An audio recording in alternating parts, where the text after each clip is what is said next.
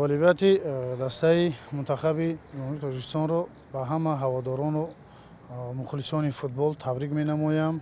Тими мунтахаби миллии ҷумҳурии Тоҷикистон як бозии бисёр ҷолибу хушнамо нишон дода, мунтахаби Тоҷикистон бори аввал иштирок намуда ин кубокро хушбахтона ба ҷумҳурии мо гирифта оварданд. Ин як фахр аст, як пешравии футбол аст. Ҳазор раҳмат ба Федератсияи футболи Тоҷикистон барои бисёр як рушду нумӯи футболи кишвар. Мо аз он ғалаба бисёр хушнуд ва шод ҳастем ва ҳамаи мо шумо чӣ хеле ки лозим дорем мегӯем Тоҷикистон ба пеш. дирӯз дар шабакаи варзиши телевизионӣ мо тамошо кардем ҷоми подшоҳии 2022ро ки дар Талянт гузашт. Тоҷикистони мо ҷои якумро ифтихор шуданд. ҳамеша ман мехоҳам ки ҳамаи ин футболистҳое ки варзишгарое ки дар ҷумҳурии Тоҷикистон ҳастанд парчами байрақа дар ватанҳои хориҷӣ рафта баланд мевардоранд. ҳамаи ваёро мо табрик ва муборакбод гуфта дар корҳои ояндашон, дар бозиҳои пешистодашон бигзор ки доим сарбаланд бошанд. ин кори якрӯза нест, кори дурӯза нест. мо чӣ хеле кидем раҳмат ба Федератсияи футболи Тоҷикистон ки солҳои дароз мо худмон шоҳид будем. ҳамагон як каме ҳам боша як чизи худро гузоштанд ва сами худро гузоштанд. имрӯз мо натиҷаша дидем ки чаро не мо метавонем. барои ҳамин мо раҳмати худро ба Федератсияи футболи Тоҷикистон мегӯем, ба ҳамаи футболбозоне ки дар ин ҷом иштирок карданд, соҳиби ҷом шуданд. аз номи худам, аз номи тими равшани клуб, аз номи мардуми шаҳри клуб раҳмат мегӯем.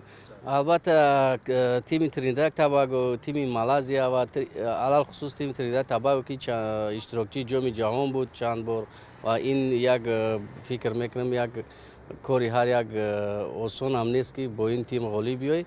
барои ҳамин мо ҳамчун мураббӣ, ҳамчун директори клуби равшани клуб, аз номи худмон, аз номи мардуми клуб, аз номи ҳамаи мардуми Тоҷикистон тими мунтахабро як бори дигар раҳмат мегӯем. муборак боша, ба ҳамон муборак боша. аз номи ҳамаи мухлисони дастаи равшани шаҳри клуб, мураббиён ва футболбозони дастаи мунтахаби Тоҷикистонро бо ин ғалабаашон табрик муборакбод мегӯем.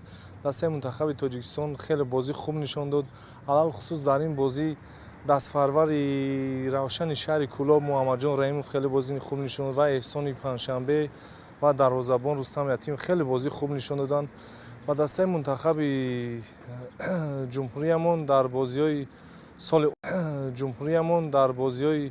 соли оянда дар Осиё барори комёбиҳо таманно дорем. як бори дигар тими мунтахаби Тоҷикистонро бо ин ғалабаашон, бо ин ҷомашон табрику муборакбод мегӯем. мо бозӣ тамошо кардем, бисёр бозӣ як хуб гузарон.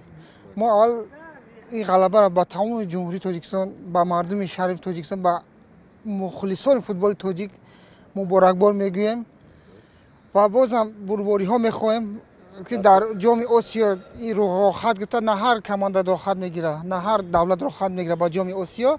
дар соли 2023 ба дастаи Тоҷикистон муваффақият мехоҳам. Тоҷикистон дар бозии нимниҳоие ки байни дастаҳои тими мунтахаби Тоҷикистон ва Тринидад ва Тобагои гузашт, ин бозӣ бисёр бозии хубу ҷолиб сурат гирифт.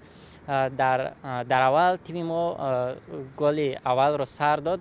дар назар менамуд ки гӯё ки ҳозир мо бохт медиҳем ва вақте ки дар нимаи дуюми бозиро тамошо кардам ва бозии бачаҳои худамонро дида бисёрам ҳаловат ва ҷолиб буд ки дар голи дуюме ки Эҳсони Панҷшанбе ба дарвозаи Тринидад ва Тобаго ворид кард бисёр туби олӣ буд ва ба фикрам ки голи беҳтаринам дониста шудааст. финали бозиам бисёрам ҷолиб гузашт. дар ин бозӣ тими мо ҳам бисёр бозии хуб карданд ва ба ғолибияти онҳо ҳам мо боварӣ доштем ва ғолиби ин ҷом шуданд.